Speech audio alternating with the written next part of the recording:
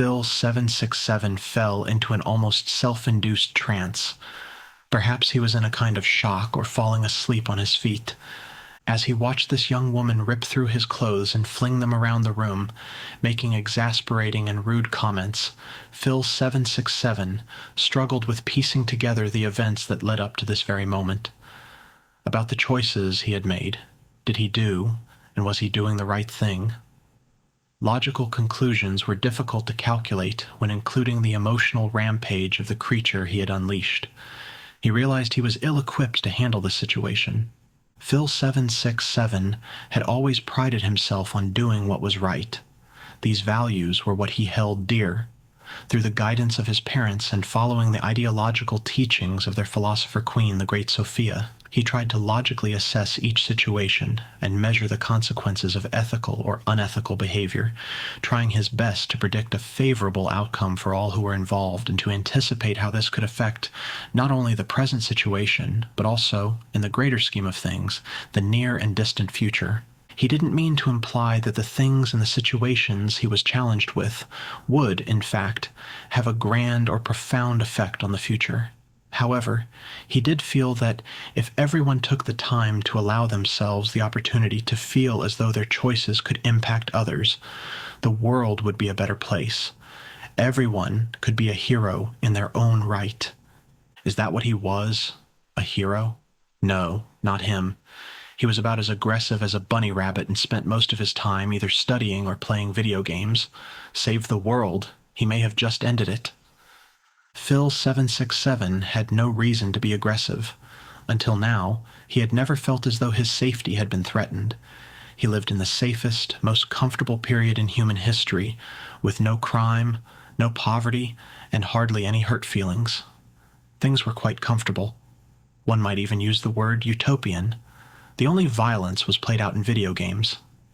In 2243, gaming has become extremely advanced. Not all the games were violent. They varied as much as the designers' imaginations. Now, virtual gaming experiences involved all five senses, eliciting responses that rivaled reality. A large percentage of the population, young and old, became lost in elaborate fantasies, spending much of their free time living in an imaginary world. Phil 767 enjoyed spending most of his free time in one of these controlled environments, a fantasy world, gaming. Phil 767 thought about what had happened a few days ago and the events that led up to his current situation. What did he do before his real life began spinning out of control? He played games. The game he was playing this time was a socially interactive game called Weltherrschaft. It was a game of world domination.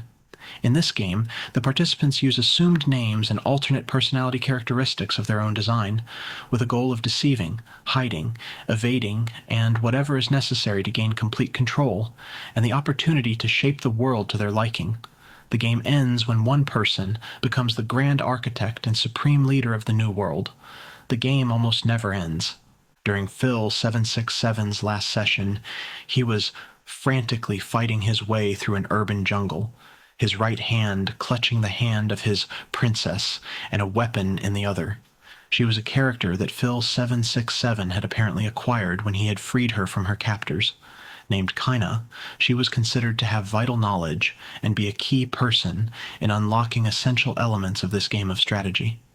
Kina was confused and weary, but happy to be free.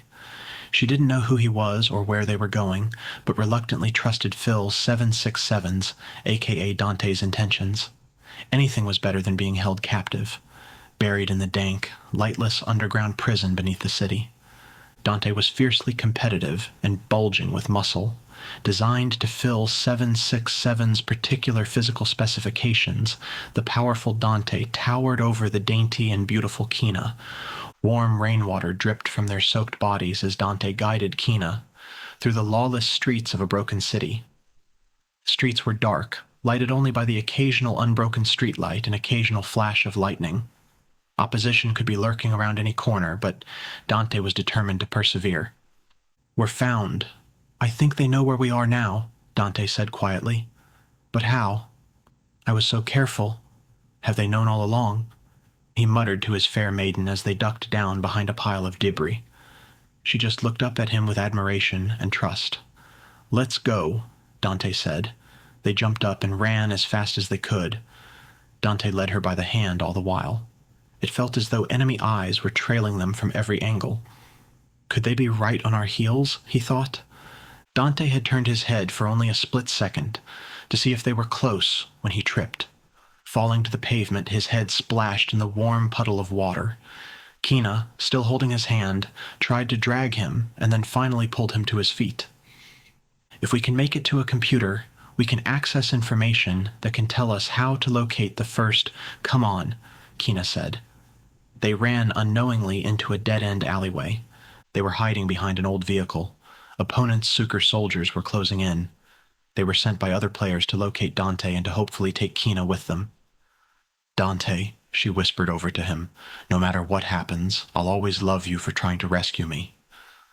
Dante felt the sting of a spiny tracking device called a spur plunge into his left shoulder, and then another in his calf. "Ah!" Dante exclaimed. He fell to one knee, throwing his right hand to his wounded shoulder. "Run, Kina!" Two opponents were now tracking Dante's every move. "No," she said in a wavering voice. She looked to him with tear-filled eyes. "I can't leave you. We can't both be caught. Run for help."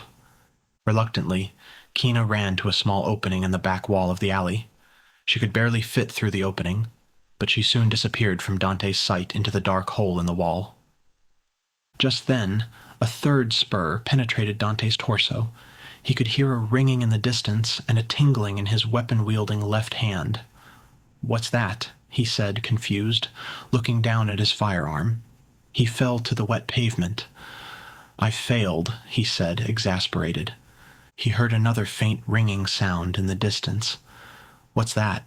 he said quietly. His left hand tingled again. Of course, the other gamers' avatars were now standing around the overdramatic, fallen Dante. "It's your halo, you loser. Your mother's calling," one of them said. "You're done anyway." "Where is Kina?" asked another. Phil767 stood up. "Disconnect," he said. The game paused. He answered his halo by touching his thumb to his ring finger.